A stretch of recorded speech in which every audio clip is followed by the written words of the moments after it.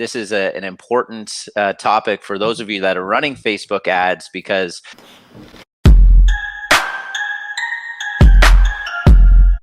the perfect CTA button on your Facebook ad can make a huge difference in driving home significant results for your efforts. And the reason for that is because the Facebook call to action buttons tell your audience exactly what you need them to do if they are interested in purchasing your product, your service, or anything with you and your company. So how to add Facebook call to action buttons to your ads is super simple. Obviously, we're not going to go through the step-by-step, but it's all done in Facebook Ad Manager when you're creating a campaign. It's at the ad level is where you're going to choose that call to action button. Very, very important thing to remember here is that the list of call to action buttons that you can see differ according to the marketing objective that you pick. And a little bit later in the episode, Jay is going to dive into basically the 3 levels of advertising or funnels, as we like to call them, and kind of what options are available at those levels. This has been, call to action buttons. We've been testing them for years, and they have changed significantly. There used to be, there's get directions where somebody can click a call to action to get directions to a physical location. Learn more, shop now. All these type of call to actions. We've tested them all, and we've got a very good idea on which ones work better than others. So it's funny. It's funny you bring up the get directions. Just one before you move on. That was one that I think was. It was relatively recently that it came out, probably within the last year, and I was so pumped for it. I was like, wow, this is going to be a game changer. This is going to be amazing, especially for those local businesses where you can click on an ad and get directions right away, kind of like you do on Google when you search something. And you're right, like it wasn't one that really performed all that well. It was kind of a letdown, to be honest. Yeah, I mean, I think the idea behind that is a lot of people know where the closest Firehouse Subs is. They don't need directions to get there. They know where the closest store is. It's really, it works probably a little better for those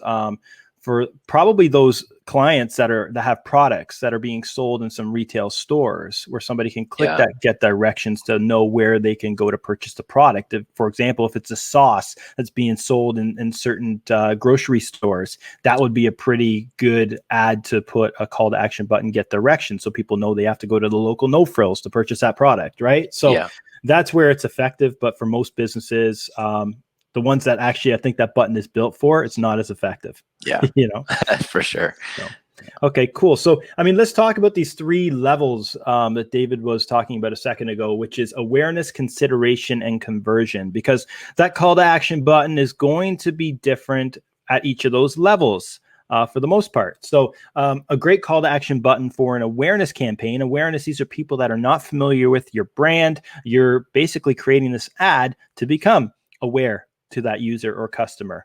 And a good call to action button would be learn more. Learn more is a great one. People are they don't need to commit to something. All they're committing to is potentially learning more, which is it's a great button to drive traffic to your website, drive traffic to your blog. It's a great call to action for those. And like I said, there's no commitment for that user. It's not as aggressive as a buy now or something like that, where people know by clicking that button, they're going to be asked to purchase something. So learn more button, apply now, for example, is another good one, and download. If you have some sort of a downloadable PDF or something that you want that user to download, that's another good one for the awareness side of it. Moving on to consideration. These are people that have potentially entered your funnel. They're aware of your brand or business. They've been on your website. All these people would fall into this category. And this one here, another one, it would be good for learn more as well. You can use learn more at this side of the funnel, because you might want to, let people know something that's on your blog, get people to consume content on your blog, how-to videos, all that type of stuff would be good with that learn more call to action. At this side as well, at this stage, you can also introduce the contact us. You might want, people already know who you are. They're aware of you. Maybe they just want to get the solution to their problem. They might hit contact us, and that could they can automatically be sent to a conversation with you through email or phone. Okay. Also book now. People that are aware of your brand might be interested in booking that consultation with you. There's a book now, call to action button that you can put there for people to just click and book that appointment with you. Okay. And then lastly, you have your call to action buttons for conversions. These are people that are in your hot audience. They've spent time on your website. Perhaps they left items in their cart and they abandoned their cart. These are all people that would fall into this category. And this is a good opportunity for you to give that final push to push them over the edge to purchase that product. Some of these great call to actions would be message us. So somebody can directly message you on Facebook Messenger. Subscribe if you have some sort of a podcast, or if you have a YouTube channel, or even an email newsletter list. You can go to subscribe and add that subscribe call to action button to your Facebook ad, as well as a get quote. And for us, I found this one in terms of lead generation for us to be the most effective. Like people, for us, at least a service-based business, people just want to get a quote. They want to get a price. And this is a good time to introduce that call to action button. 100%. And what Jason just went over here is so important on so many different levels. I mean, obviously you need to customize your buttons based off of what level of the stage or the funnel that the buyer is in. And we just went over those three. That's awareness, consideration, and conversion. And that's how we structure our ad campaigns, and how you should structure your ad campaigns as well. Because far too often people will launch their first Facebook ad campaign and expect to become millionaires overnight or make a bunch of sales overnight. But that's just not the way Facebook or just advertising in general works. You have to build awareness. You have to make people aware of who you are and what you do and why it matters. And after you do that, you can slowly start to ask and convert at that point. So, yeah. Yeah, I think that, and a lot of people might be wondering, well, what's the best one? And like David said, it really depends on the stage of the journey. But overall, if I had a gun to my head and I had to pick one call to action button, I would choose to learn more.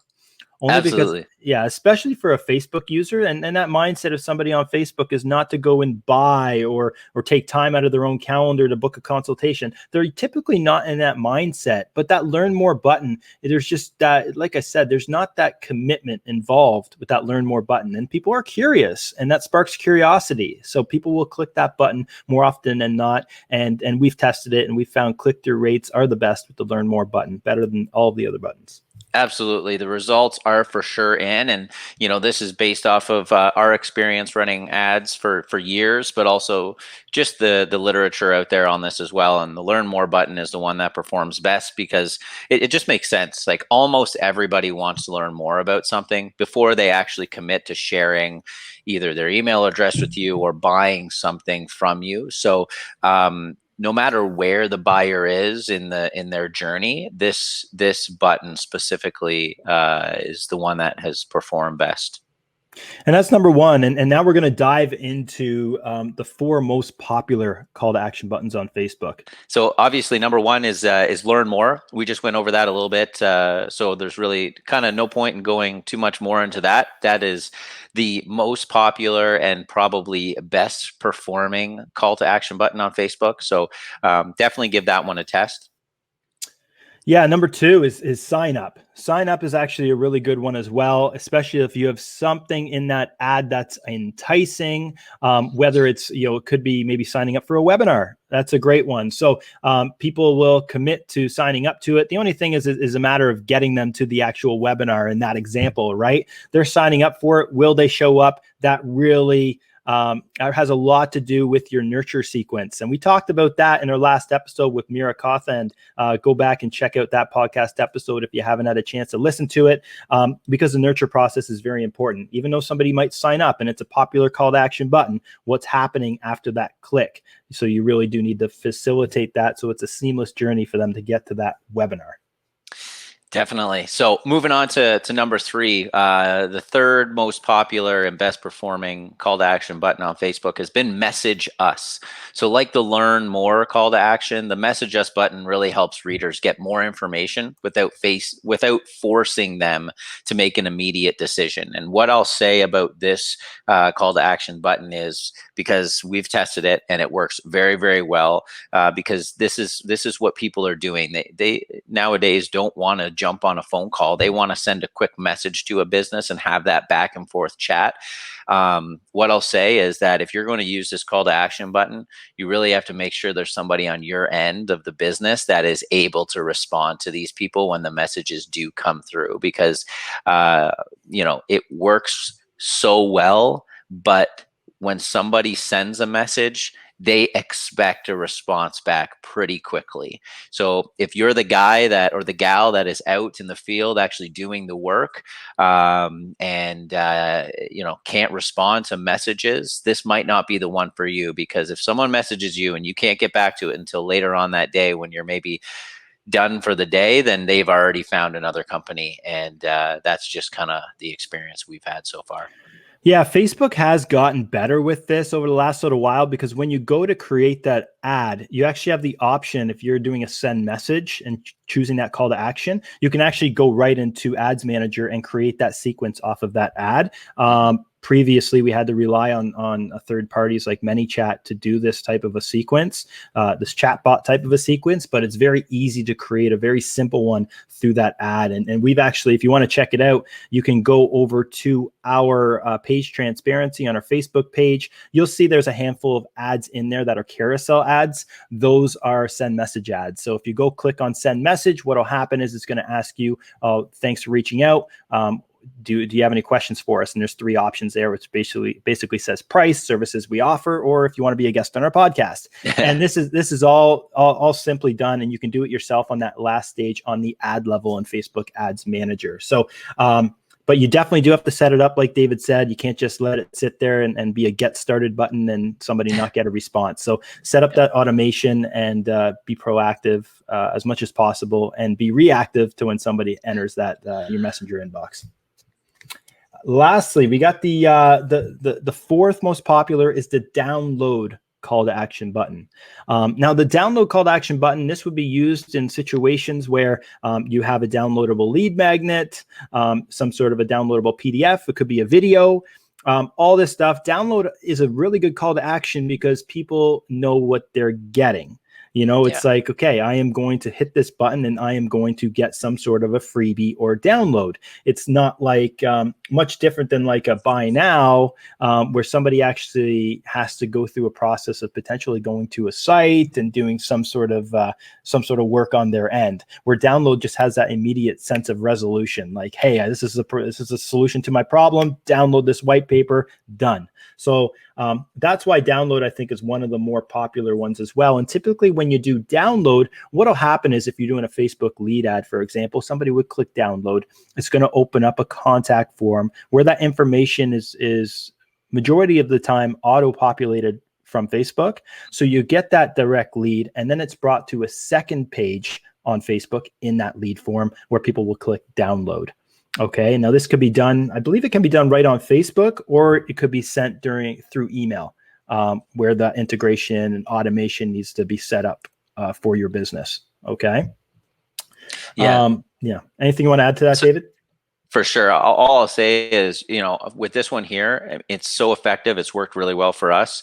What I'll say though is you are asking the user or the potential customer for a little bit more, because they have to provide their email or some sort of contact information for them to ultimately get the download that you're providing to them. So because of that, whatever it is that you're offering needs to be of actual value. It can't just be, this offer download my business card. Yeah, like it's really not enticing. Like you need to be giving them something of real value that they want, and that's going to solve a potential problem for them, to be worth providing their email address. So it's an exchange. It's an exchange, right? So, they're giving you their contact information in exchange for that downloadable value.